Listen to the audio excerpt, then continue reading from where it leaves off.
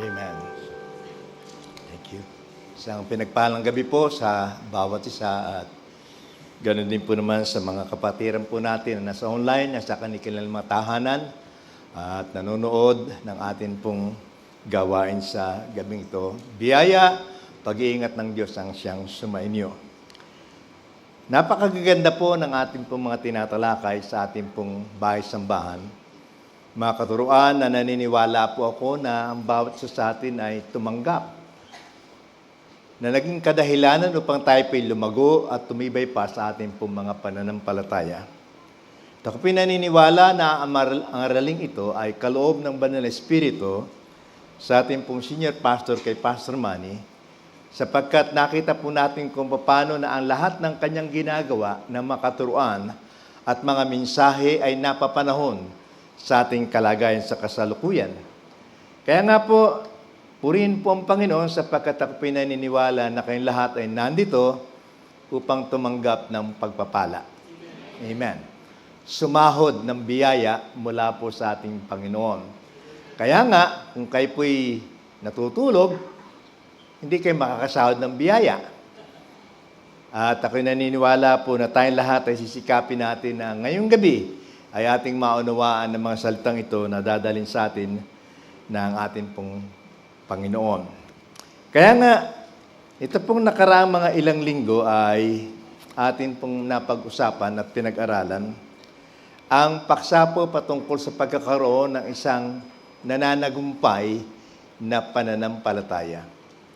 Sapagkat ang sabi po ng Banal na Kasulatan ay hindi lahat ng pananampalataya ay nakapagbibigay kasiyahan sa Panginoon.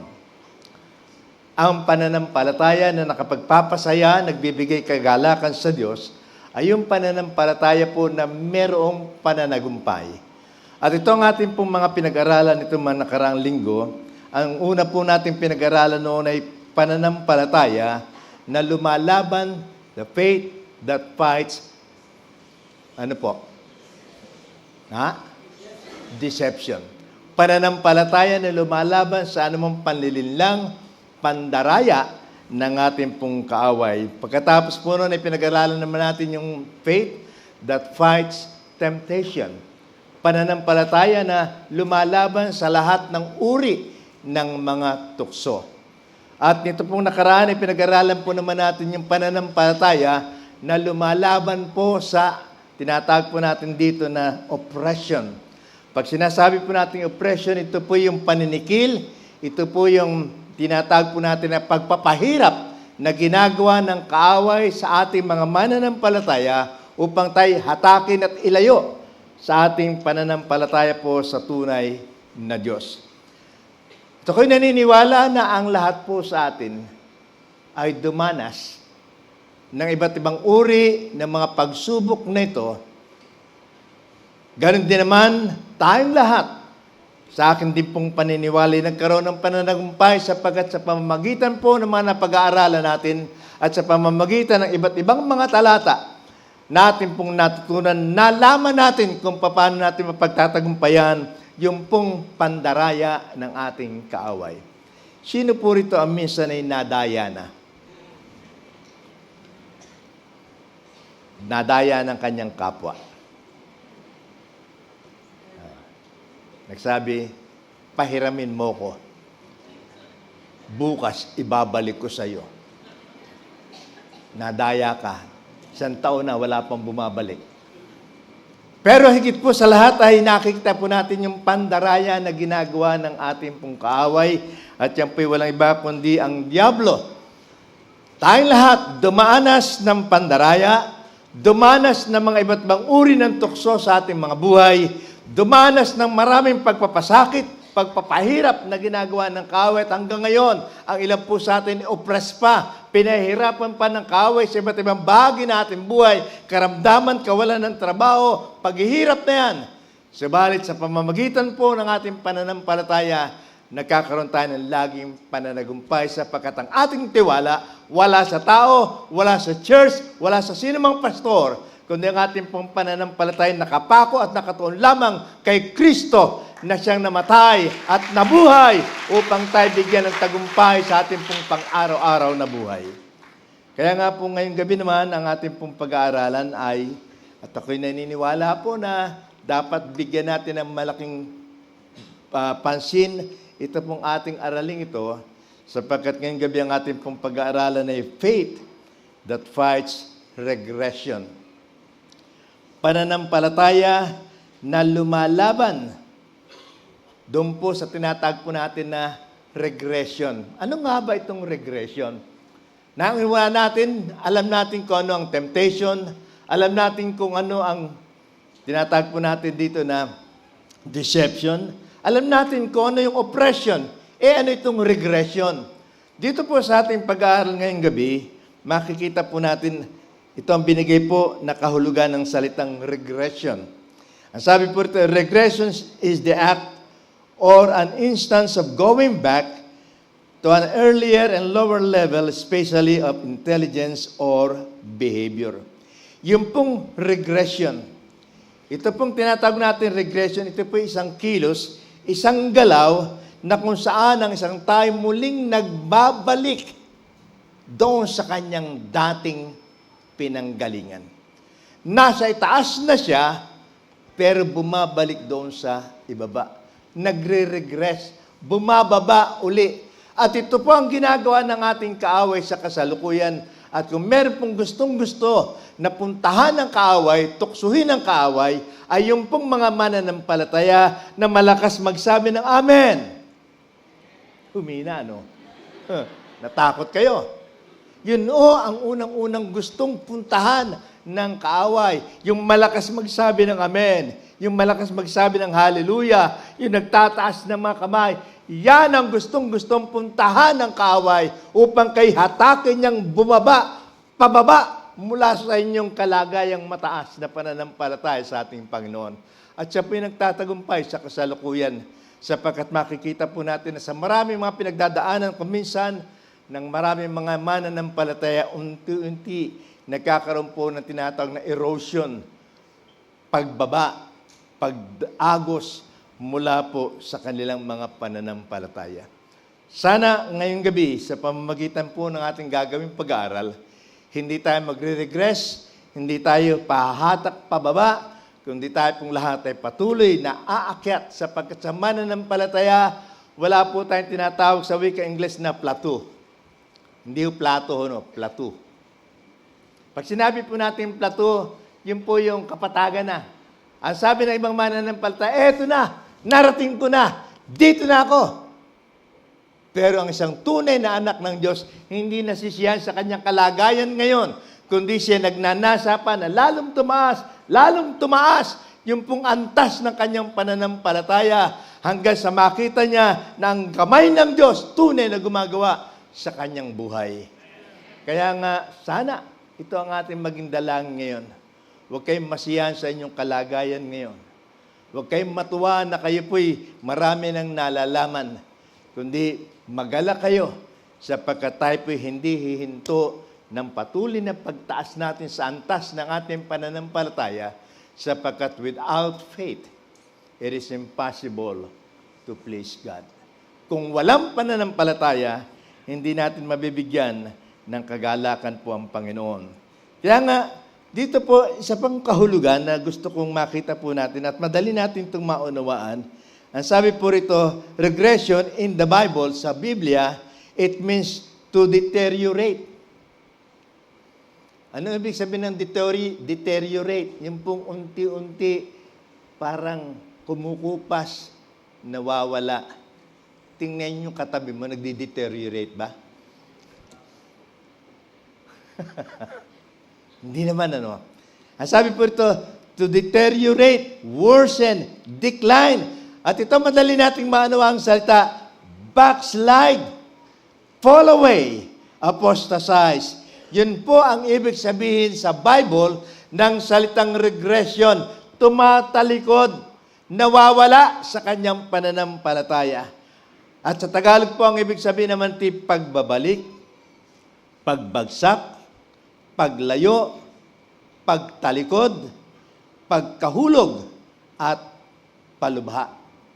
So ito po yung binabanggit dito na kahulugan sa Tagalog nitong salitang regression? Tingnan po natin yung salitang pagtalikod. Backslide. Nakakita na po ba kayo ng tao na nadudulas na patalikod? Karaniwang pag nadudulas tayo, paharap, di po ba? Bihira yung, ay, nadulas ako. Puro paharap. Kaya nga, ginamit po itong salitang ito sapagkat iti nagpapahayag po sa atin na ang gawa ng kaaway ay bigyan tayo ng mga bagay na kung saan mangyayari po sa atin, tayo unti-unting tumatalikod. Tayo unti-unti pong nawawala. Tayo unti-unting nagbabalik doon sa ating dating kalagayan. Bigyan po natin ng kahulugan ngayon, what is a backslider? Ano ang isang backslider? Ano yung isang mananampalataya na tinatawag natin backslider, isang tumalikod? Pangkaraniwan pong sinasabi natin, ang backslider ay yung mga taong hindi na nagpupunta ng church, nagsawa na ng kapupunta ng church. Ang backslider ay yung nagbalik uli sa kanyang dating buhay. Yung kung siya'y nagsusugal nung araw, ngayon nagsusugal na naman. Kung siya'y nagsasabong, ngayon nagsasabong na naman. Kung siya'y nagloloto, ngayon ginagawa na naman niya yun. Kaya nga, ang kahulugan ng marami sa backslidden people ay yung pong bumalik uli sa kanilang dating kasalanan. Wala na sila sa church. Pero sasabihin ko sa inyo at maaari kayong mabigla ngayong gabi na marami po at maaari ngayong gabi dito sa ating kalagitnaan ay meron pa rin mga backslider na mga Kristiyano. Sapagkat yung pong backslider ay hindi lamang yung mga taong wala na sa church. Pwede na nandito ka sa church at ikaw isa ng backslider. Paano pong nangyayari yun? Kapag ka ang isang tao patuloy na nakikita natin sa church, baka pwedeng siya kasama pa sa praise and worship team. Pwedeng siya isa nagtuturo sa ating pong CU.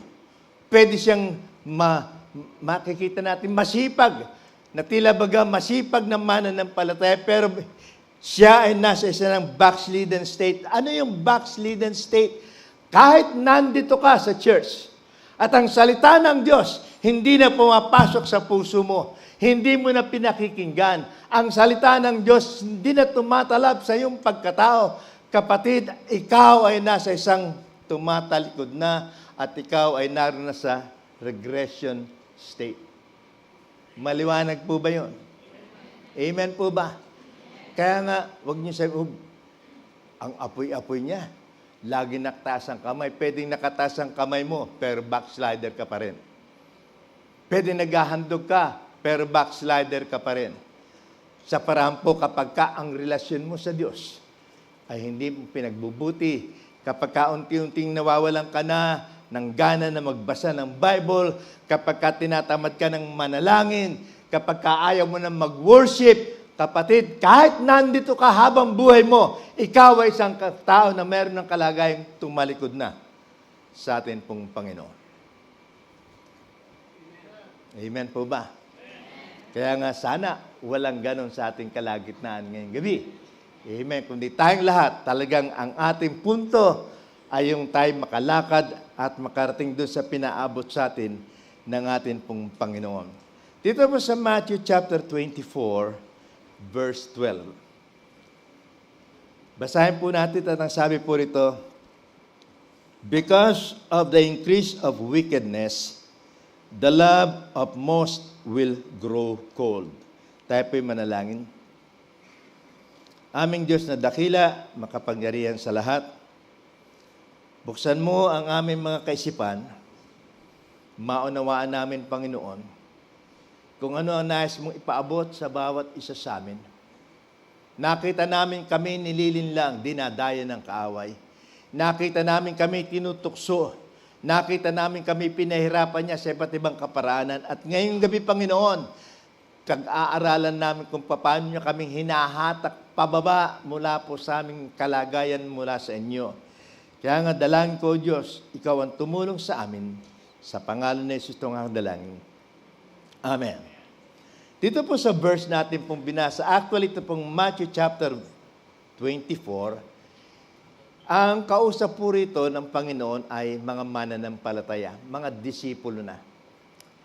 At dito'y kanyang sinabi, yung salita na, because of the increase of wickedness, the love of most will grow cold. Sapagkat ang Matthew chapter 24 po ay naglalagay o nakasulat doon ang maraming mga palatandaan patungkol sa muling pagbabalik ng atin pong Panginoon. At ang isa sa palatandaan na ang Panginoon ay malapit nang dumating ay yung pong sinabi rito na dahilan sa pagdami, pagsagana ng kalikuan, ang pag-ibig ng marami ay manlalamig.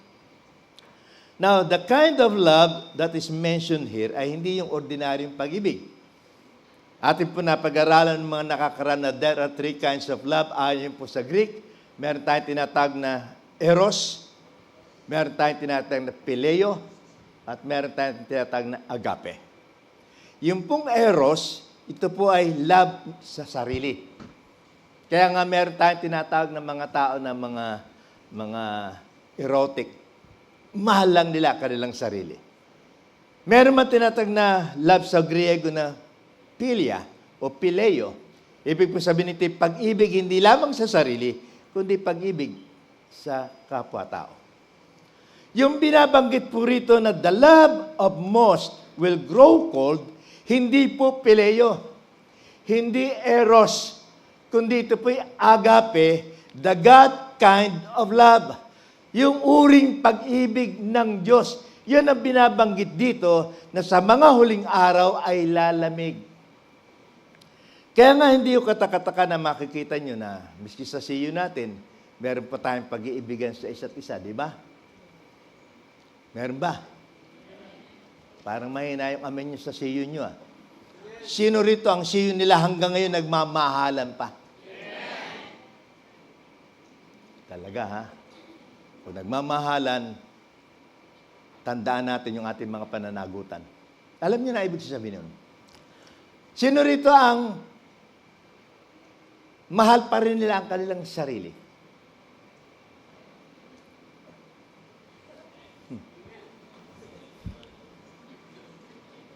Kung di nyo mahal ang inyong sarili, hindi kayo pupunta rito na naka-makeup, hindi kayo pupunta rito na nakasuklay. Pero magaganda kayong lahat, sa tingin ko naman. Teka, alisin ko. Kung mas maganda. Kaya nga, lahat kayo, sa ayon sa gusto, mahal pa rin ninyo ang sarili ninyo. Ngayon, ano sabi rito? The love of many. Ang pag-ibig na tinutukoy rito ay pag-ibig na uri. The God kind of love, yung pong pag-ibig na kauri ng pag-ibig ng Diyos. Ito ang lalamig. At ito ay mangyayari sa mga panahong ito na kung saan na nakikita po natin maraming mga tao dumadagsa sa bahay-sambahan, subalit yung kanilang pag-ibig talaga sa Diyos ay wala sapagkat kung mahal nila ang Diyos, kung mahal nila ang Panginoon, hindi nila gagawin na sirain, suwayin ang utos ng Panginoon. Ang sabi ng Panginoon, mag-ibigan kayo sa isa't isa. Amen. Magdalanginan kayo sa isa't isa. Mahalin niyo ang mga bagay na meron patungkol sa Diyos. Yon ang uri ng pag-ibig ng Diyos na ngayon ay nakikita po natin unti-unti naiiwanan at nawawala na sa puso ng maraming mga tao. Ang nananatili na lamang pag-ibig sa sarili at pag-ibig sa kanilang kapwa-tao. Kaya nga sabi po ito, and because iniquity shall abound, the love of many shall wax cold. Alam po niyo mga kapatid, dito po sa Hebrews chapter 2, verse 1. Meron pong binanggit dito. Ang sabi po, so we must listen very carefully to the truth we have heard, or we may drift away from it. Ang sabi ng sumulat ng Hebreo, kaya nga kinakailangan pakinggan nating mabuti ang mga katotohanan na ating nadinig. Ako'y naniniwala na ang lahat ng pinapangaral dito sa ating bahay-sambahan ay mga salita ng katotohanan. At hindi kayo babalik kung hindi totoo ang sinasabi rito. Amen. Hindi namin at hindi natin gawain na tayo po'y maglokohan sa isa't isa. Hindi natin gawain na tayo magbulahan sa isa't isa. Dito po, ang gawain natin ay tumayo sa katotohanan, sa pagsasabi ng salita ng Diyos. Makikilala natin ang katotohanan at ang katotohanan yan ang magpapalaya sa atin. Malaya tayo ngayon dahil sa katotohanan. Kaya nga sabi rito, pakinggan niyong mabuti ang katotohanan na inyong nadinig. Bakit po gano'n na lamang ang pagsasabi ng sumulat ng Hebreo na pakaingatan natin at pakinggang mabuti ang katotohanan ng nadinig? Sapagkat sabi po, sapagkat kung hindi, ang marami sa inyo ay mawawala. Drift away, maaanod. Yung pong drift ay maaanod. Kumbaga po sa isang bundok ay isang bundok na dahil sa malakas ang baha ay nagkakaroon ng erosion. Gumuguho. Nagkakaroon ng landslide. Kaya nga, kapag hindi nyo iningatan yung katotohanang nadidinig ninyo sa bahay-sambahang ito, darating yung sandalit panahon, makikita na lamang nyo yung mga sali, unti-unti, naaanod na ng tukso, naaanod na ng mga pandaraya na ginagawa ng ating pong kaaway. Sana makita tayo ng Diyos ngayong gabing ito na tayo naroon pa sa peak, naroon pa tayo sa tuktok ng ating pananampalataya na kahit anong mangyari, hindi ko iiwan ang Panginoon. Amen. Kaya nga ito pong sinabi rito. Ngayon, tinan po natin mga kapatid, paano natin magagawa na tayo pa'y makaiwas doon sa pagguho, doon sa pagbabalik natin sa ating dating buhay. Noong araw po ay merong kawikaan na ginagamit ang mga mananampalataya noon kapag ang isang Kristiyano ay nagbabalik ulit sa kasalanan. Ang tawag po sa kanila ay mga BSDU. Ano ba yung BSDU? Alam ba talagang kahulugan ng BSDU? Ha?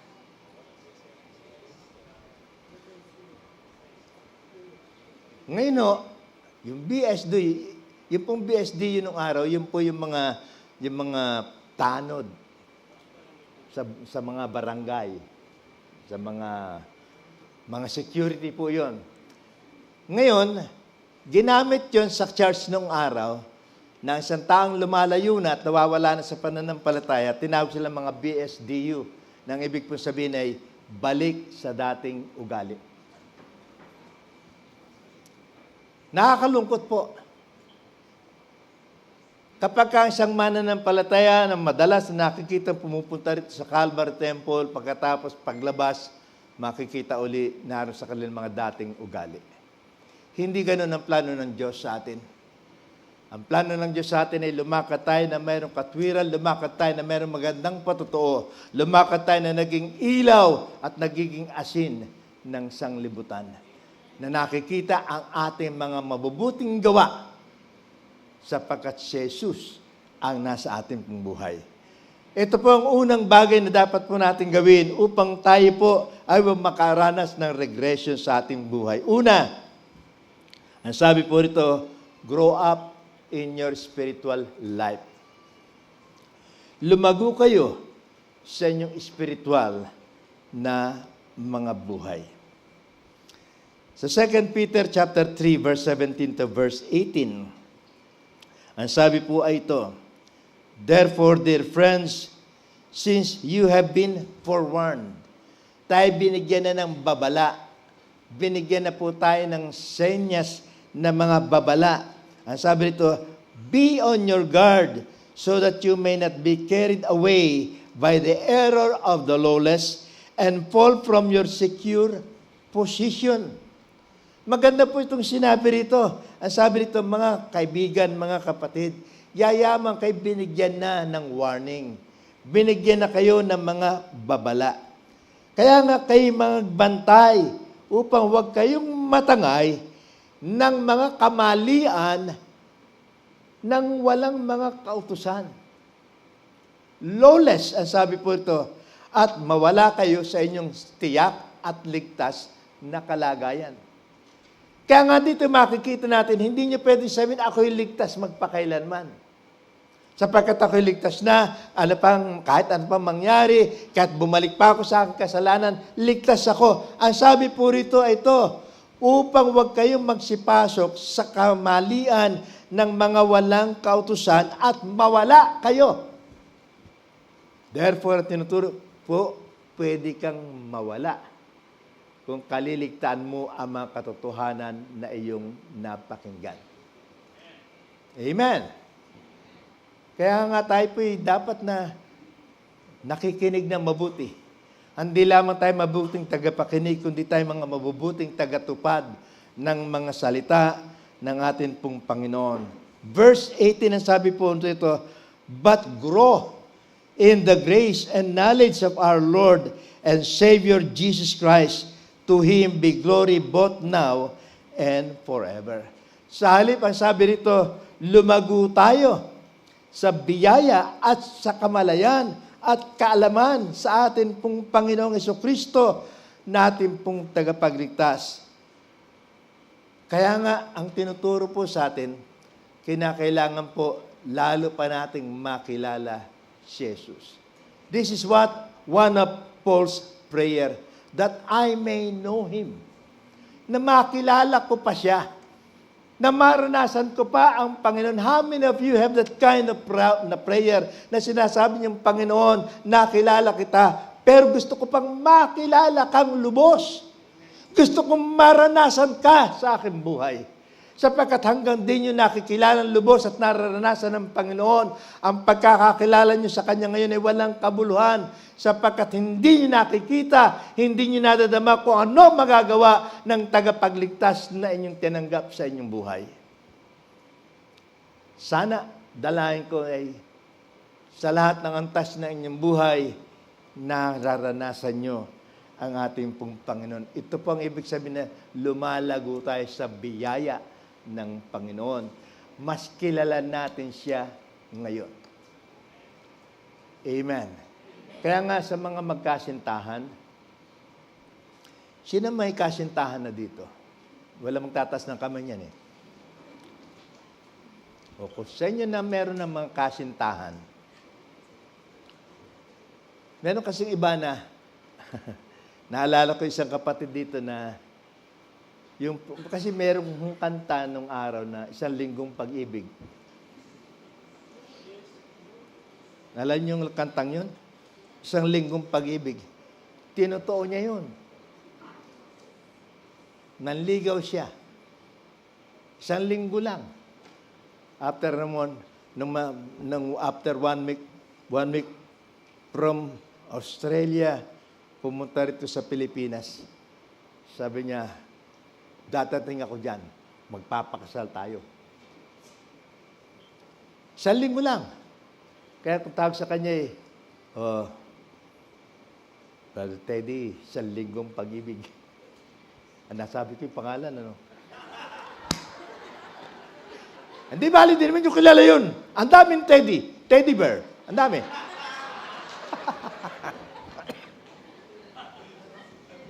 Kaya alam niyo, sabi niya, sabi ng babae, hindi pwede. Sabi niya, ako'y naparito, hindi para manligaw, kundi pakasalan ka. Awa naman ng Diyos, hanggang ngayon maayos sa kanilang pagsasama. Pero, ang sabi ng iba, mas maganda na meron kayong long time na magkakilala. Sapagkat doon yung lubos na makikilala ang isa't isa. Kaya yung iba po ay, pag yung engagement nila ay, ako, sasabihin ko sa inyo, 5 taon. Engaged kami na aking may bahay. 5 taon po yung pagiging... Pero sa loob po na 5 taon, hindi pa rin namin nagawa na makilalang lubusan ang isa't isa. Sa Panginoon, hindi po pwedeng nakilala ninyo ngayon tapos na. Kinakailangan araw-araw makilala nyo, maranasan nyo yung Panginoon na tinanggap nyo sa inyong mga buhay. Kaya nga, grow up, lumago tayo sa ating spiritual na buhay upang wag tayo makaranas ng pagtalikod upang tayo makaranas ng tinatawag natin dito na pagkahulog, yung regression. Isa po sa palatandaan na ikaw ay lumalago sa iyong espiritual na buhay ito. Yung pong salitang forgiveness. Pagpapatawad. Sabi nga kahapon sa aming pong pag-aaral, meron tayong kasabihan ng sabi natin madalas sa ito, forgive and forget. Sino na ang gumamit ng salitang yun? Forgive and forget. Wala, ano? Madalas yun natin din yan, basta ano lang. Minsan, pinapayuhan pa natin sila, basta para wala nang maraming usapan, just forgive and forget. Hindi po totoo yun. Si Jesus lang ang nakagawa na nagpatawad at lumimot. Sapagkat sa atin po, hindi mo kailanman malilimutan yung hindi tamang ginawa sa iyo ng iyong kapwa. Kahit lang taon na nakakaraan, maalaala mo pa rin yung kasalanang ginawa niya sa iyo. Totoo o hindi? Kaya nga, paano ka talaga nakapagpatawad?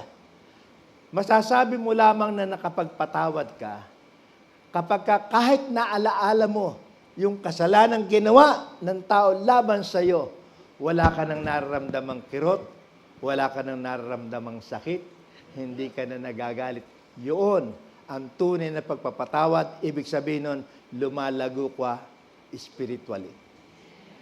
Pero kung hanggang ngayon, sinasabi mo, nako, pinatawad ko na siya. Kailan itong maiisip ko at maalala ko yung ginawa niya sa akin? Gusto ko siyang... Hindi ka pa nakapagpatawad noon. Ibig mo, ilang taon na. Kaya nga, ang tunay na pagpapatawad ay ito, kahit naalaala mo yung ginawa niya sa iyo,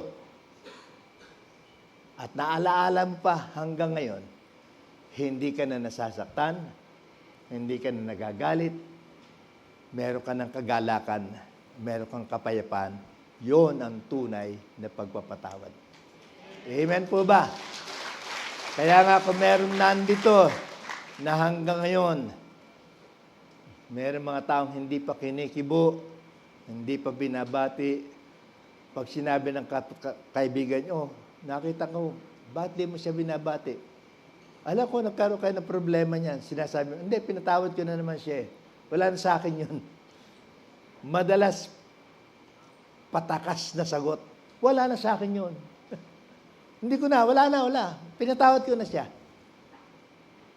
Pero huwag mo lang babanggitin ng pangalan sa akin, kumukulo dugo ko. Kapag hanggang ngayon nakulo pa yung dugo nyo, walang pagpapatawad. Kaya nga sabi po rito, para wag tayong mag-regress, wag tayong umatras sa ating pong pananampalataya. Grow in your spiritual life. Ang sabi rito sa 1 Peter chapter 2, verse 2-3, sabi rito, like newborn babies, crave pure spiritual milk, so that by it you may grow up in your salvation, now that you have tasted that the Lord is good. Ano sabi ni Pedro? Katulad ng mga sanggol na bagong panganak, nasa inyo ang spiritual na gatas. Yung pong spiritual milk dito, wala iba kundi ang salita ng atin pong Panginoon.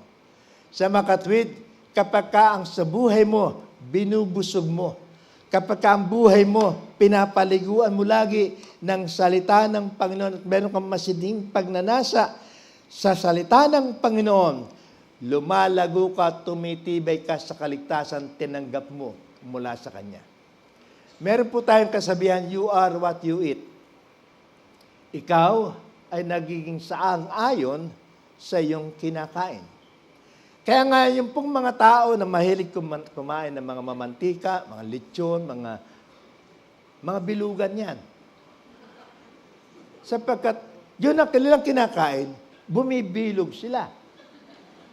Pero yung mga tao ang kinakain nila, tuyo sa umaga, daing sa tanghalian. Babalik ka pa, merienda, lugaw.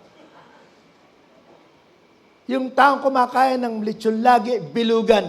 Pero pag kinakain mo lagi sa buhay mo, tuyo, tulisan ka. Because you are what you eat.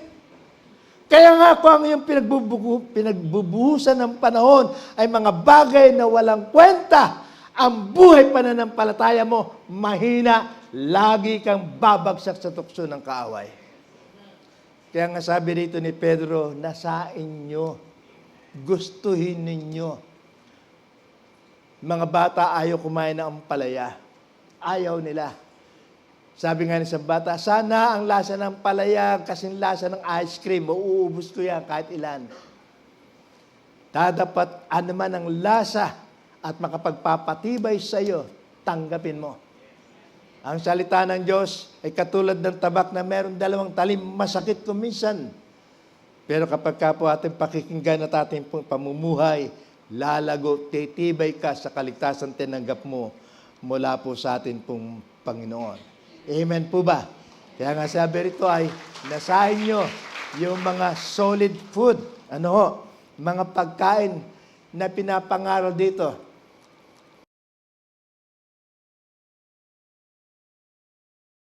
Kami ay medyo suwabe pa kaming magsalita. Pero yung iba natin mga pastor, matatalim ang kanilang mga dila. Ang iba yung sasaktan. Kapatid, pag nasaktan ka, sabi mo na lamang aray, purihin ang Panginoon. Amen. Sapagkat bagamat masakit at makabubuti naman sa ating pananampalataya, tanggapin natin na merong kagalakan. Amen. Kaya tanggap na ninyo na tayo balasubas nung araw. Tanggap na ninyo na tayo mga lamaran nung araw. Amen. Kaya pag natin yung salita, bakit ginagamit namin sa... Amen. Ganon tayo nung araw. Pero ngayon, hindi na. Amen. Bakit? Binago na tayo ng salita po ng ating pong Panginoon. May galit yata doon. Hindi. Yun po'y amen yun. Amen. Ibig sabihin. Lumalagapak na amen yun. Kaya nga, sabi po rito, mag-iingat po tayo. At naniniwala po kung sa ating pong mga buhay, tayo lalago sa ating spiritual na pananampalataya, sa ating spiritual na buhay, kapag lagi natin kinakain ay ang salita ng Panginoon. Pagising sa umaga, huwag niyong hanapin niyo kung ano ng mga balita na galing lang kung kani-kanino. Ang daming mga balitang hindi totoo ngayon. Minsan hindi nga totoo, pinamamalita pa sa iba. Pagkatapos hingin sorry.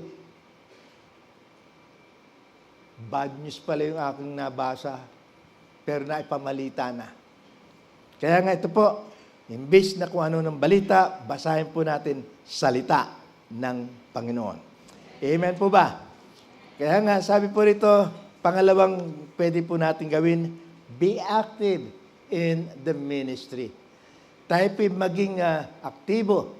Meron po tayong buhay na pinakikita at buhay na buhay tayo sa ating paglilingkod na ginagawa sa Panginoon.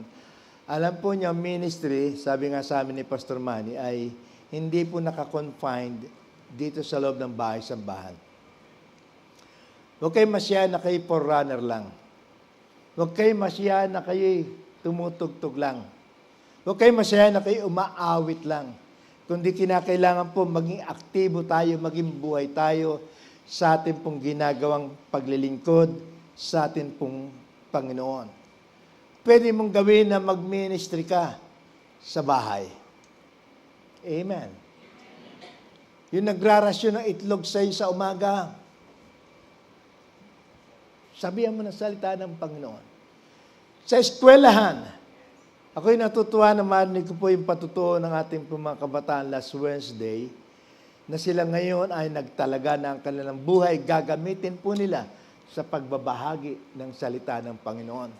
They are not just plain students. Hindi lamang sila pangkaraniwang mga estudyante, kundi sila yung mga estudyante na nagbabahagi na ng salita ng ating pong Panginoon. Saan? Sa eskwelahan. Saan ka man nandoon at saan ka man ilagay ng Panginoon, ang mahalaga po, paggamit ka sa Diyos. At makikita mong hindi darating sa iyo ang panlulupaypay, hindi darating sa iyo ang panghihina sa pananampalataya, kundi makikita mong mas lalong ginugusto mo na ikaw ay laging naroon sa punto na may aksyon para sa Panginoon. Amen. Tinawag tayo ng Diyos hindi para makinig lamang. Tinawag tayo ng Diyos upang tayo gamitin niya sa pagdadala pa ng mga mabubuting balita. Sabi dito sa Romans chapter 12 verses 1 and 2, and this is a verse that we always quote sa atin pong mga panggawain. Sabi po ito, so dear brothers and sisters, I plead with you to give your bodies to God because all He has done for you, let them be a living and holy sacrifice, the kind He will accept. This is truly the way to worship Him. Ang tunay na pagsamba sa Panginoon ay sa pamamagitan po ng pagbibigay ng ating katawan. Itong katawang ito, ibinigay sa atin ng Panginoon para gamitin po natin. Ang sabi ng isang awit ay, my eyes are made to read God's Word. Ang aking mga mata ay nilikha ng Diyos upang basahin ang kanyang mga salita.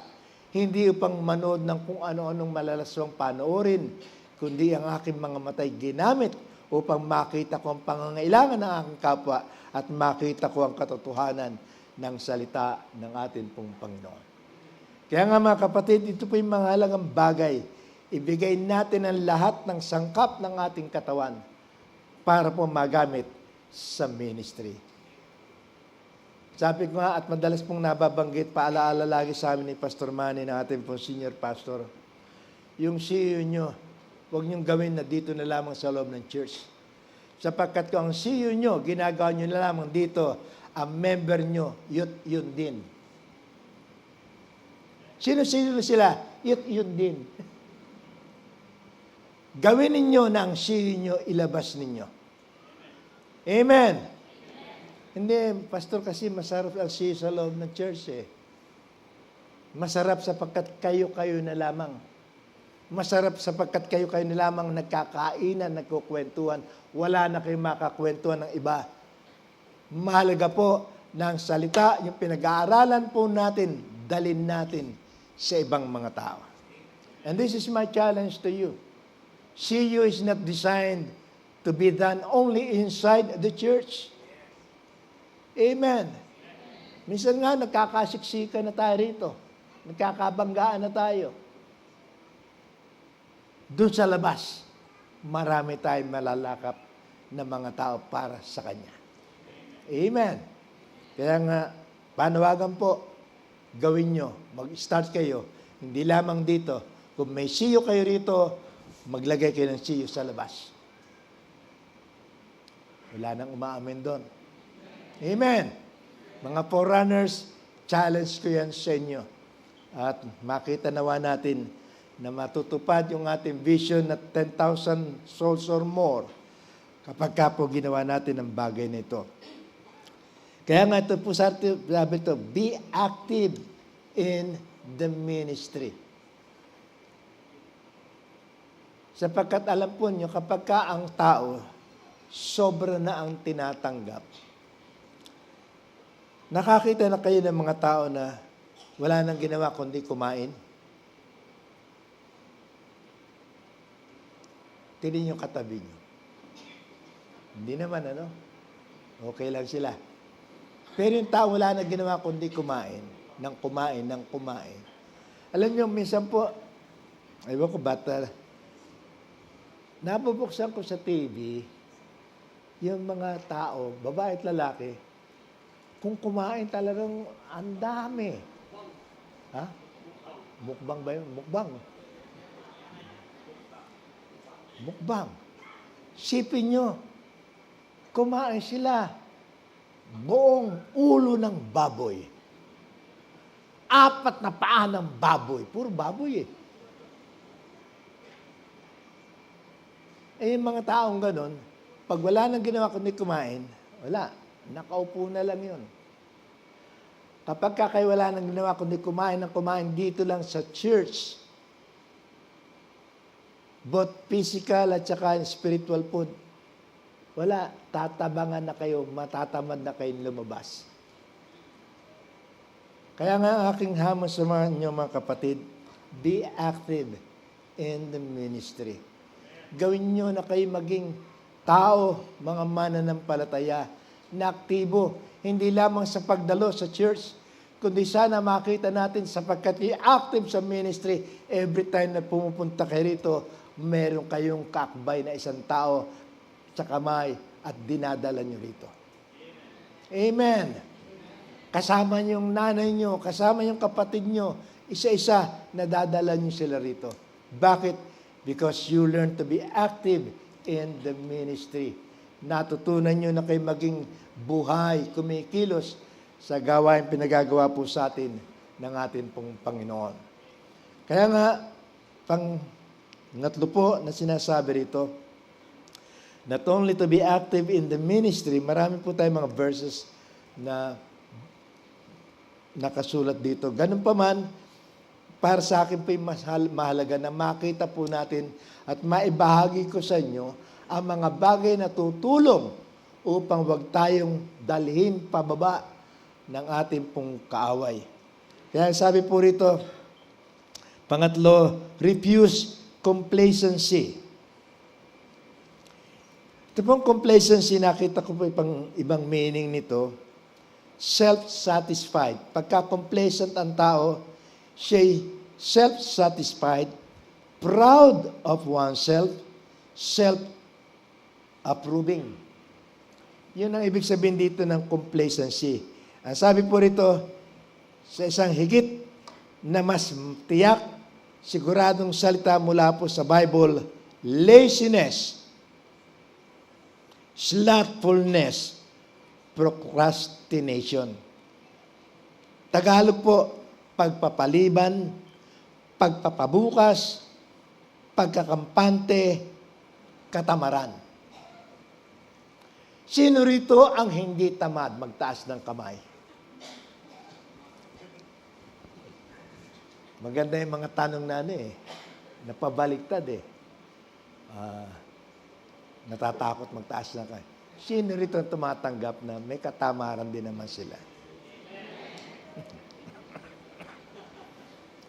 Kasi pag nag-amen ka, hindi ko mapipinpoint kung sino nag-amen Taas nga ang kamay para makita. Ayan. Ako, nakataas ang kamay ko Minsan, paggising ko sa umaga, alam ko na dapat kong gawin Dapat ako'y meron ng devotion. Pero Panginoon, konti pang tulog. Tumatawad pa. Katamaran.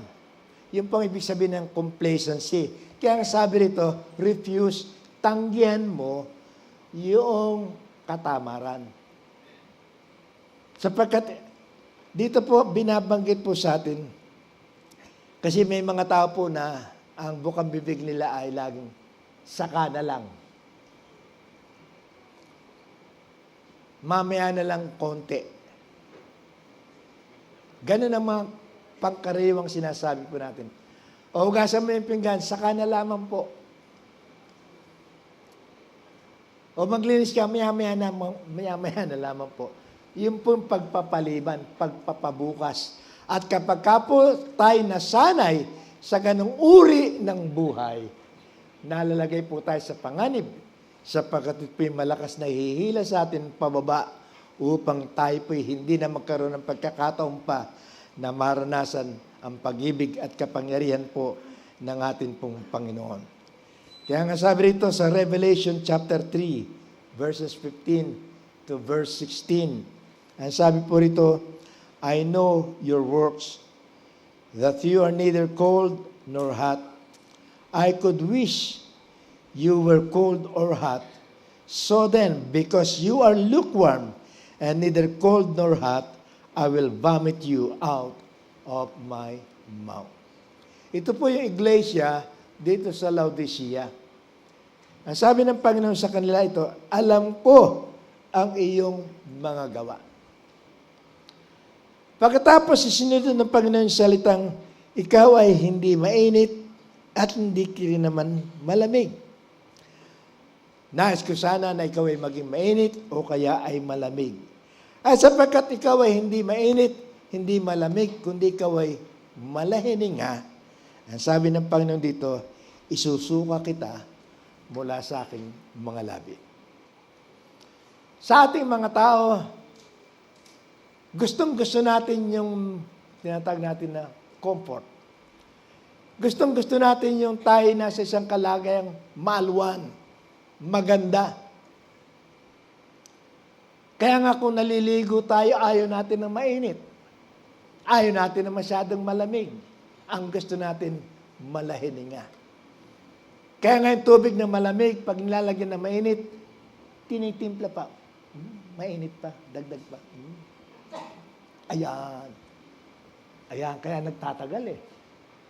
Gustong-gusto natin yung kalagayang tayo po ay hindi mainit, tayo po ay hindi malamig. Subalit ang sabi ng Panginoon dito, sapagkat ikaw ay malahininga, hindi ka mainit, hindi ka malamig, isusuka kita. Yung po'y babala sa atin kapag ang ating pong pananampalataya ay naging parang malahininga. Tayo po'y mga tao na kung minsan po ang ating pong faith ay seasonal. Mainit kapag ka narito si Pastor Alex Tinsay. Amen! Hallelujah! Wala na si Pastor Alex. Boom. Mapoy lamang kapag ka mayroong magagandang gawain. Mga kapatid, ang paglilingkod sa Panginoon, may misyonero, may evangelist, o wala, ang kanyang apoy sa Panginoon, hindi kukupas. Napakahalaga po niya sapagkat kapag tayo nanatili po sa kalagayan na tayo malahininga. Yung pong tayo ay mga uri ng mananampalataya na pagka sinasabing, oy, attend ka ba ng CU? Sa makalawa na lang. Katamaran na yun. Kaya nga ito po ay binabanggit sa atin mga kapatid, huwag tayo kailanman. Sapagkat, sabi nga sa ating pinag-aaralan, mabuti pa yung yung malamig ka na eh. Sapagkat yung pong malamig, may tendency pa na mahahatak pa yan. Pero ikay nasisiyahan na sa iyong kalagayan. Tuwan-tuwa ka na sa kalagayan mo ngayon. Hindi ka na nagnanasa kasi po yung mga taong complacent, wala na silang ambisyon na tumaas pa. Wala na silang pagnanasa na maging maayos pa ang kanilang buhay. Tinatanggap nila, mahirap kami ngayon. Mahirap ka na nga ngayon. Wala ka pang ginagawa. Nanlalamig ka na nga sa pananampalataya, wala ka pang ginagawa. Mas maganda mga kapatid na maging malamig ka sapagkat meron ka pang kaparaanan upang ikaw ay uminit. Dapat yung kontento ka na, at yan po ang tamang salita, yung maging kontento ka na sa level ng iyong buhay Kristiyano sa kasalukuyan, magugulat ka na lamang pagdating ng araw, sasabihin sa iyo ng Panginoon, pagharap mo sa Kanya, lumayo ka sa akin, hindi kita nakikilala.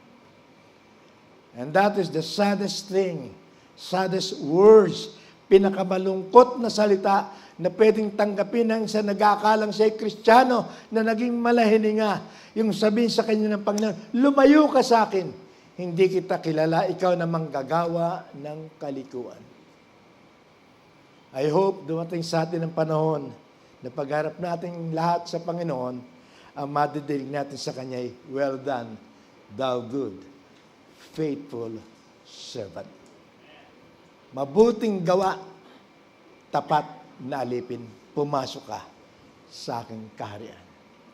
Pero kapag ka po ikaw ay patuloy na nagiging complacent, tamad, sana, kaya yung pong sinasabi natin dito na complacency ay kakaiba po dun sa godly contentment. Ginamit ko po yung salitang kontento. Pag sinasabi po natin godly contentment, ibig pong sabihin ito mga kapatid dito, bagamat ito ang kalagayan mo ngayon, subalit meron ka sa sarili mo na sinasabi mo, hindi ako natutuwa sa aking kalagayan ngayon. Magsisikap pa rin ako upang ako'y umakyat pa ng pataas. Merong kasabihan yung isang kapatid natin doon sa Fresno, sabi niya ay ito, pag ayaw, maraming dahilan. Pag gusto, maraming paraan. Ang ayaw ng tumaas sa antas ng kanilang pananampalataya, marami na sila sinasabi mga kadahilanan. Kaya ayaw ko nang dumalo sa CEO kasi ang dami nang nakikita. Ang dami ng kapintasan na sinasabi. Kasi si pastor, kasi si ganyan. Yun po yung mga tao na ang kanilang pananampalataya nagplato na, huminto na. Naalala ko po yung sabi ng isang kasinang pumpalaka, pag inilagay mo sa kaldero, lumulundag ka agad. Subukan daw po inyo na ang palaka, painitin nyo ng lukewarm lang yung tubig. Yung tamang-tama lang yung init. Ilagay nyo. Kumakanta pa yung palaka.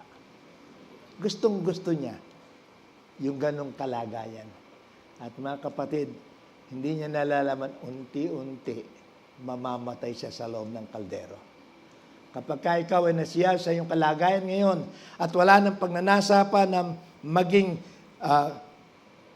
mapusok, maging maalab sa kanyang ginagawang paglilingkod sa Diyos, dinaramdam ko pong sabihin, tayo ay nalalagay sa isang mapanganib na kalagayan.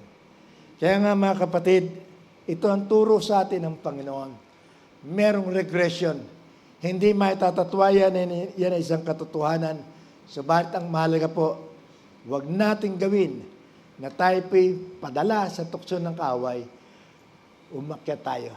Bagamat nadudulas tayo kung minsan, alam ko may mga panahon nadudulas tayo sa ating buhay pananampalataya, pero huwag kang manatili na naroon sa kalagayan nadulas, bumangon ka at lumakad ka muli sa tulong at biyaya ng Diyos, mararating mo yung pinaabot sa iyo ng Panginoon.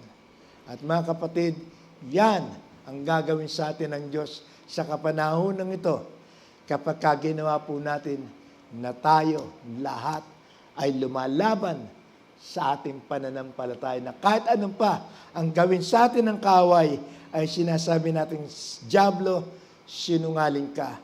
Totoo ang salita ng Diyos.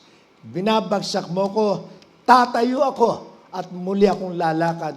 Muli kong tataluntunin ang landas na magdadala sa akin sa mataas na kalagayan sa pagsamba sa Panginoon. Kaya nga, ito po ang sinasabi po sa atin, 3 bagay upang tayo po'y maging matagumpay sa regression. Una, ang sabi po, grow spiritually. Pangalawa, be active in the ministry.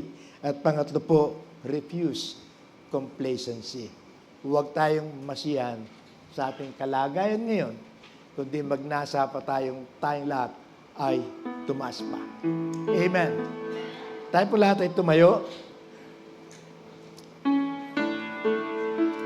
Alam po niyo mga kapatid, na-share ko kahapon ito sa mga pastor.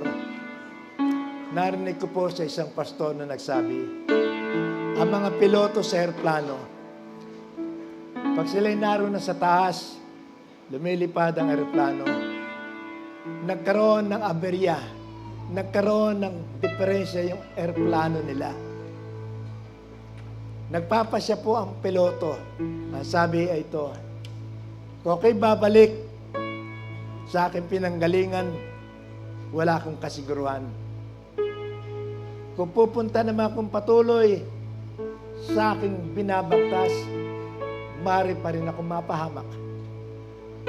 Tapos sabi ng piloto ito, but I have already reached the point of no return. Naabot ko na yung isang lugar na hindi na ako babalik. Sapagkat ang pagbabalik, naghihintay sa akin ang malaking aksidente. Ang pagpapatuloy, merong pag-asa. Brothers and sisters, in our faith today, all of us have reached our point of no return. Huwag na tayong babalik pa sa kasalanan. Huwag na tayong babalik pa sa ating dating buhay. Sumulong tayo. Pumunta tayo doon sa Panginoon. Hallelujah. Hallelujah. Tayo po natin tatanggap ng communion. Ganda po natin ang ating mga sarili.